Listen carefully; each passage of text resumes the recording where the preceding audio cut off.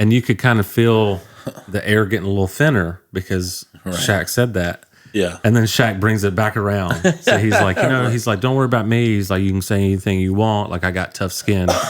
He's like, and then by the way, Conan, if you hurt my feelings, I'm just going to whip your And I was like, right. That's amazing. And then Conan was like, I'm actually frightened. Like, I was starting to feel better and safer, and now I'm scared for my life.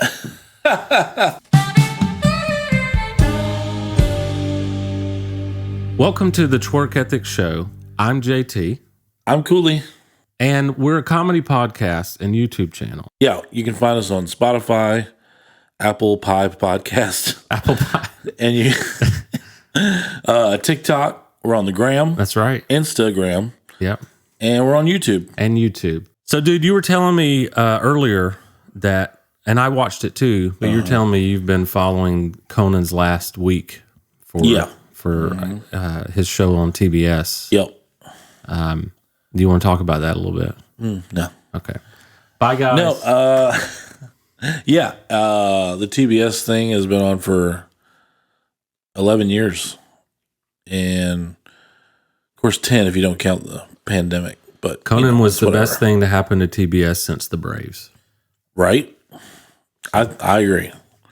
And before that, it was just George Lopez. Yeah. Nothing against George Lopez, but he's no Conan. No. He's a lot of people. That's true. Seems like a nice guy. Yeah. It's just not that funny. Right. It's true. I've been watching Conan since 1997. Wow. I think you were just like 2 years old? No. I was like 11. Oh. Yeah. That's right. We're not that far apart. Yeah. Yeah, so since 1997, I've been watching Conan. And when I first started watching him, I was like, who's this strange dude who has strange bands on all the time? Yeah. I was just like, never heard of him. You mean like not his house band? You mean like Right. Like the big bands? The guest bands. Yeah, guest bands. And just like bands I never heard of and still have never heard of. Dude, I remember our old drummer, Chris. Chris, if you're listening, what up? Hello, Chris. He showed me Conan, a Conan episode where this band named Finch was on it. Do you ever remember? Oh, yeah. And the reason why it was shocking is because this was on live TV. Yeah. And Finch, they scream. And so there's this song called What It Is to Burn. And there's this part where it's shy. And then I'm like, oh my gosh, this is on TV. Yeah. My next guests are here with a song from their new album, What It Is to Burn. Please welcome Finch.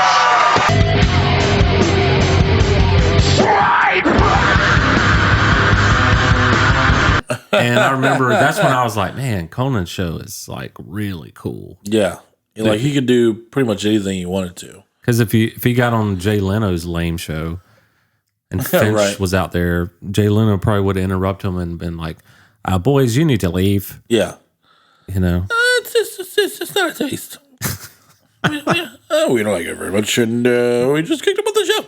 I'm going to be nice about this. Jay Leno is the worst thing I've ever seen. That's nice. That's nice. He's not. I'll give him a compliment. Okay. He's got a lot of nice cars. Yeah. His car collection is amazing. And that's the best thing about him as a person.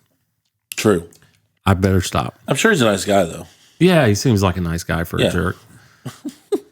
Just not to certain people. I'm a little salty because of the Conan story. Oh, absolutely. So, I already didn't like Leno. Conan was my dude, man. But after you mess with Conan, yeah, I was like, I'm out. Yeah.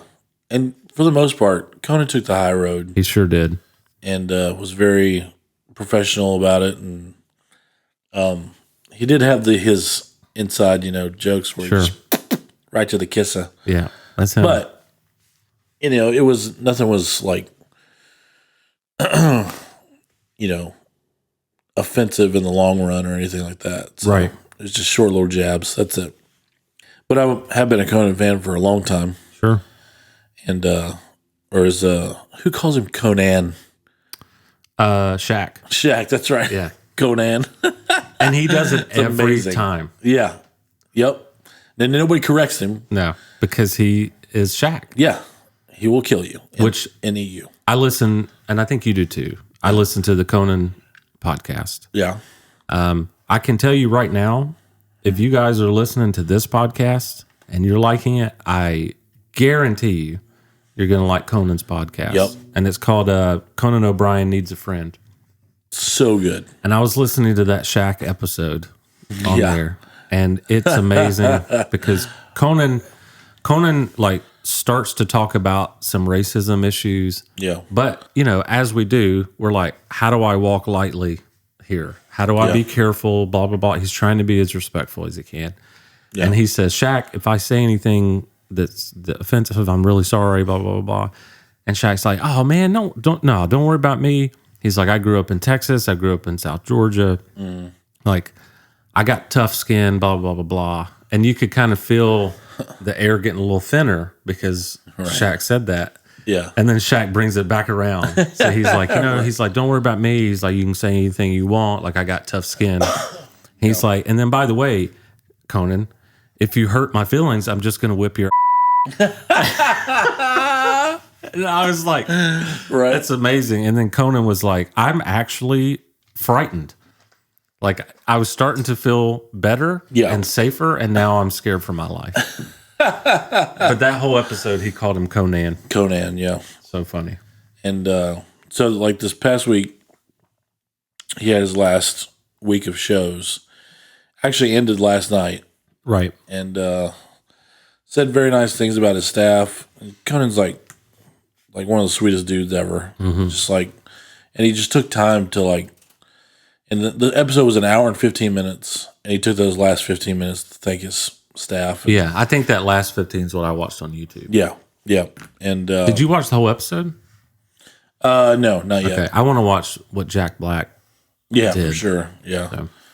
But yeah, I got all the episodes recorded. Okay. On YouTube TV. So, but yeah, so it was a bittersweet end. Obviously, he's still going to be in show business. He's going to be on the Max HBO. And the podcast. Yeah, and the podcast, which is great.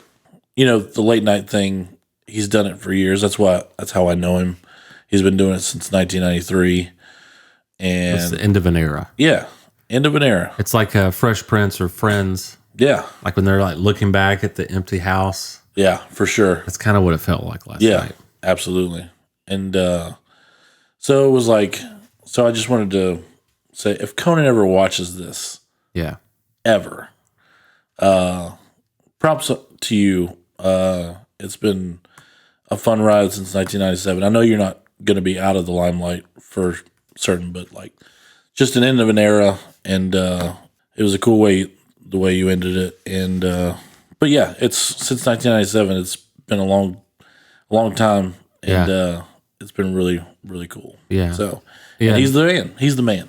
Well, you could argue that this show, I'm not saying this show wouldn't exist, but it would not exist in the manner and the identity that it is without him. He kind of paved the way for, he even says the words, the smart and stupid existing together. It's like this show, we can have wit and just do some really smart jokes, and then within 5 seconds, the dumbest joke you've ever heard in your life. Yeah. And that silly mixed with sophisticated, it's like really hard to do, but it's an identity of comedy that I really grew into. Yeah. And I think the first time I ever saw it was him. Yeah. Sure. Because everybody's like, you're like Jerry Seinfeld, or you're like Dangerfield or Rickles. Like you're this person. Yeah. And you have this thing, and Conan had his thing of like, you're like, is he smart? Right. I heard he was a Harvard valedictorian, but he's really dumb, like stupid. Yeah. But then he says something, you're like, oh my God, he is smart. Yeah. And then immediately he's like a clown, and you just will go back and forth and back and forth. And it's one of the most comforting things ever to me. Yeah. It was just like, it's a guy who's brilliant, but doesn't take himself too seriously. Absolutely. And it reminds me of a story you told me, because, even though Conan doesn't take himself so seriously, he has a hard time taking a compliment. Yeah. And it was, you were talking about this earlier about how it's probably because he never ran into the same guy you ran into at the drum shop. Was it the drum shop? It was a music store. It's kind of like a Guitar Center, but it was like the local music store. Yeah. In Virginia. Yeah. In Roanoke. It was this percussion player. Been professional for like years and years. He's probably in his 60s when I met him, and I was in my early 20s. My friend who worked there, Bobby, he was like maybe in his 30s, 40s at the time, and he was the drum guy there, and he was a great drummer, super nice guy. And if you wanted to talk about drums to somebody, that was your dude. Yeah. And if you just wanted to talk, that was your dude too. Yeah. He would talk about anything. Sure. And especially drums. So he was telling me about the percussion player, and he's like, best percussion player I've ever seen. And I was like, really? That's cool. And he was like, he said, thank you, Bobby. And then then he looked at me, he's like, and that is how you take a compliment. He was like, I know you're young. You probably take a compliment. Let me just say you're doing it the wrong way. Yeah. Because if somebody says you did a great job, and you should be like, oh no, it's just, it's whatever. He's like, that is totally the wrong way to go about it. Yep. He's like, when somebody compliments you, you say thank you. Mm-hmm. Like a grown man, yeah. and it goes a long way, because if you take somebody's compliment, it's just like you're just throwing it away. Yeah. It's just like, it doesn't matter. It's like you're making them, like, it doesn't validate them at all. Yeah. It makes them feel like they have no opinion that matters. Right. Because I used to do it when I was younger. People were like, man, you're so good on guitar. Yeah. And I'd be like, no, man, I suck. Or like I would get done, and the girls would come up to me and be like, that was so awesome. And I'd be like, oh, I was so sloppy. Oh man, I played so sloppy. And it's like, that is more arrogant than actually taking the compliment. Absolutely. And I learned that the best way to do it is I didn't run into someone in a music shop, but I definitely learned the best way to do it is to just say thank you, even if you don't believe it. Right. Yeah. If someone says, dude, you're the best guitar player I've ever met. Yeah. My first response is, dude, you got a lot of research to do. Right. Like I am objectively a good guitar player. Yeah. The best guitar player, not a chance. Right. But I don't say that. Right. Because that's extremely rude. Yeah. I might say, wow, dude, that is flattering. Never heard that before. Yeah. I really appreciate it. Yeah. And then they're like, oh, man. Yeah. Glad I went and talked to that guy. Yeah. Because that's what I want to hear. Exactly. When I go compliment someone. Yep. I was just going to say, I was like, if somebody threw away my compliment, it would suck. Like, it doesn't matter. It's just like, man, why did I even come up to you? Yeah. I think that's why there's so many people that go up to Hollywood stars and they just kind of shun everybody off, But that's another different reason, because they think they're awesome. And they're just like, you know what? Maybe you're not that good. Yeah. And to be clear, that's what you think. To be clear, we are not putting Conan down. We just know that it's natural, because I honestly think Conan doesn't believe he's as great as he is. Right. And that's that's wonderful humility, but he really, really is. And I don't know. We've told this story before, so I'm going to make it really short. But you remember that time I was telling you that I was playing up in Bethlehem, and this little kid came up after? Oh yeah. It's like a 2-hour thing that we were doing, and I had a couple guitar solos that I just went off. Right. It was the right time. Yeah. I was given permission to rock. Yep. And which, by the way, I just realized that's the same record as last week. Sorry, guys. I really screwed it up. Great. I knew there was going to be an end to this podcast. Can't believe we had Huey Lewis up there twice. Yeah, we're done. You know what? I'm glad you had that record up. Props to Huey. Props to Huey. He was so good, man. Yeah. Man. And the news? Dude, come on. One of the best news sources I've ever seen. Right? Now let's go to sports. I I would like to talk today about the heart of rock and roll. Okay. All right. And then we could talk about heart and soul. And then we could say, bad is bad, and I want a new drug. Then we could also say, you know what, dude, you're walking on a thin line. But you finally found a home, and if this is it, okay? Please let me know. And then also, because of Twerk Ethic, you crack me up with your honky tonk blues. And this was produced by Huey Lewis and the News. There we go. Now to sports. Now to sports. All right. Yes. So this kid comes up to me after like I was just wailing, Yeah. and I don't know, maybe he was 8, 10, really young kid. Yeah. He comes up to me and he was like, I really liked what you're doing, blah, blah, blah. And the funniest part about it was I think his quote was, just keep at it, kid. Or something like, I don't, he didn't say kid. He was like, just keep at it. And it was so, keep at it. It was so patronizing. Yeah. But because he was a kid, he wasn't meaning to be. How and old was he? Gosh, I laughed so hard. He was probably like 8 years old. Yeah. And you're 20. Yeah. Something. It's something like a 60-year-old would have said to you to make you feel like crap. Right. Like, I see you mowed the grass. Yeah, keep at it. Yeah. Keep at it. And you're like, what do you mean keep at it? I'm going to give you a whole quarter. Yeah. But this little kid did it to me, and I just died laughing. And I went and told the story to Joel and Jeremy Curtis and all that. Yeah. And they're like, just randomly, I would play something awesome, and they'd look around and they would just shake their head in approval, and they go, hey, keep at it. One day. That's awesome. But anyway, before we, run out of time, Yeah. I wanted to actually talk about the dad stories. Were you done with Conan? Yeah, I'm done with him. Completely. I just didn't know if you had more to say about it. No, yeah, I mean, it was an awesome run. So he's been a huge part of me being, funny. Yeah. Yeah. And so, yeah, I think the self-deprecation for him, and when he told everybody that, not me, but when he told everybody that, I was like, okay, I kind of get that, because I could be self-deprecating as well. Yeah. I think we all can sometimes. But when he said that, I was just like, that's a huge thing for you to say, first of all, to the world. But it's also, it was good for me too, because I was like, well, yeah, you know what? I could be like that too. So now I totally get your humor. Yeah. So, but it was a big eye opener for sure. Yeah. So, do you want to cry? No, You don't want to hold hands and. I did that last night. Okay. All right. Fair enough. I held my own hand.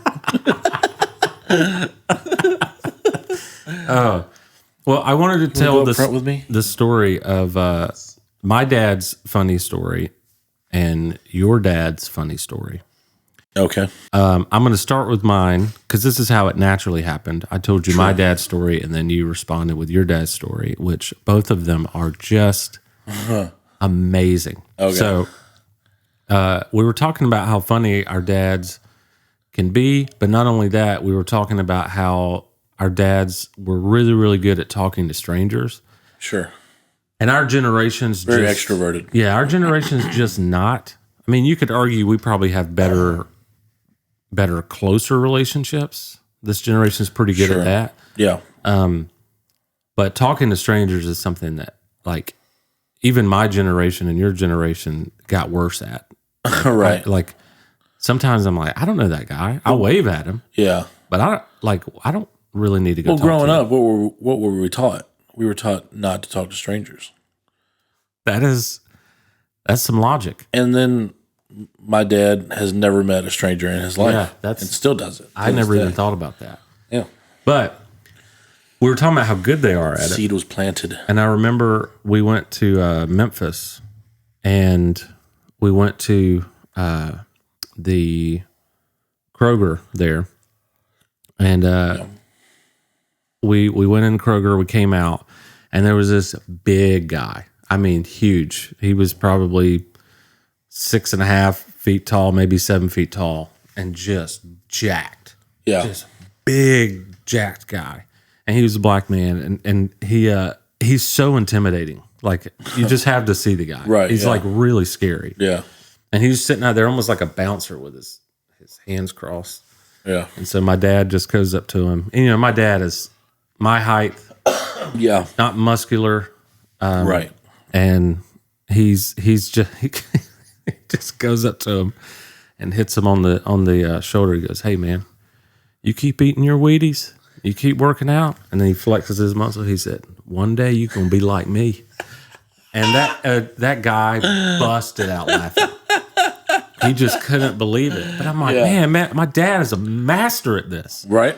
And it's like, I probably, if I win him over every time. If I sat and thought about it, I could easily have come up with a joke that good. Yeah. My problem is, I would have talked myself out of it. I'm like, guy, what if I do that and the guy gets pissed that I even said anything about his...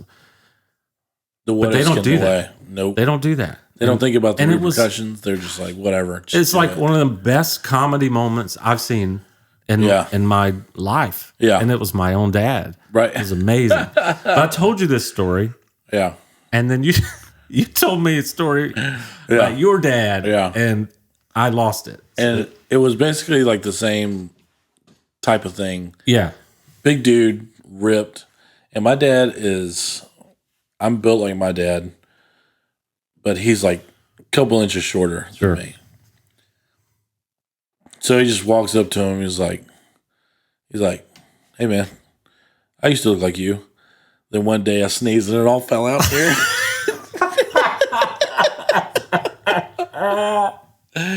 and like the dude with your dad, the mug totally lost it, and he was just like, "All right, this guy's pretty funny."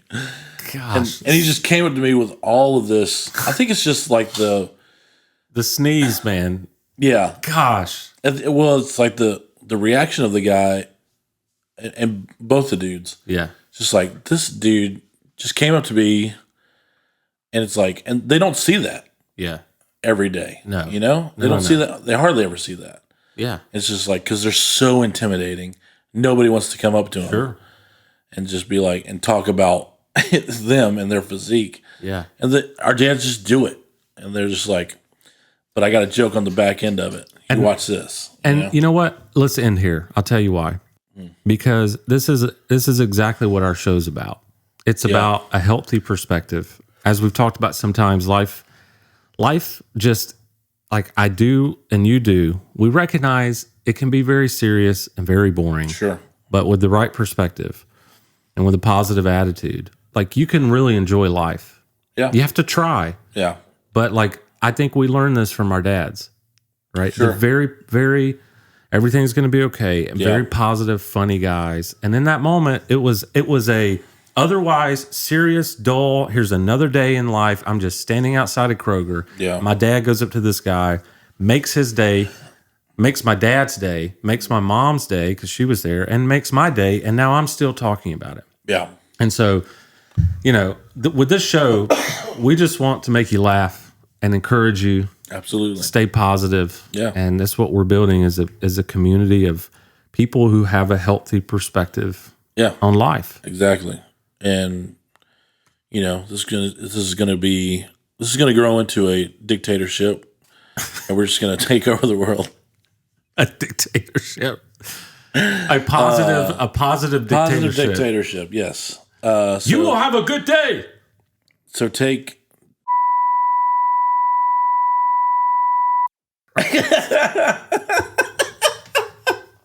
yes. But yeah, no, we just stuff like that, man. Just like we went, because like if I make him laugh, I feel good. If he makes me laugh, he feels good. If we make you laugh, we both feel good. Triple good. Yeah. And it's just, I think the world just needs more laughter. Yeah. And especially after like a year we had last year. Nobody wants that again. And, obviously. obviously, like if you're listening and you think that me and him are just naturally like this, it's not true. I have bad days all the time. Sure. He has bad days. But we force ourselves to look at life in a funny lens and a positive lens. And we encourage you to do the same. I wouldn't even say forces. It actually, I think it just comes natural for us.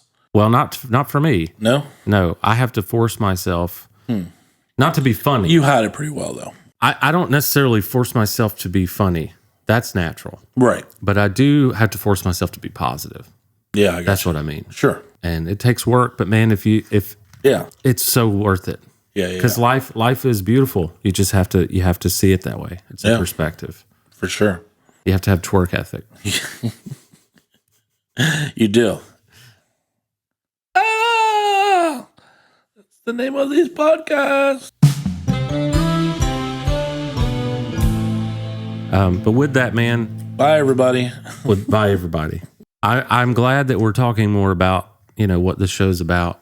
It means a lot to me that, we're not, and I think that talking about Conan kind of helped us get there. It's like, Oh, yeah. he really helped a lot of people get through life, and we hope to do the same for you. For sure. But He's been with me since high school. So, with that, a long time. we need to go. Don't forget, Rudy is going to be on the next podcast. That's going to be super fun.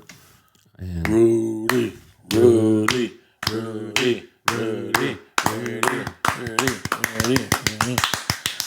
bye. On next week. Yes. Can't wait. Subscribe.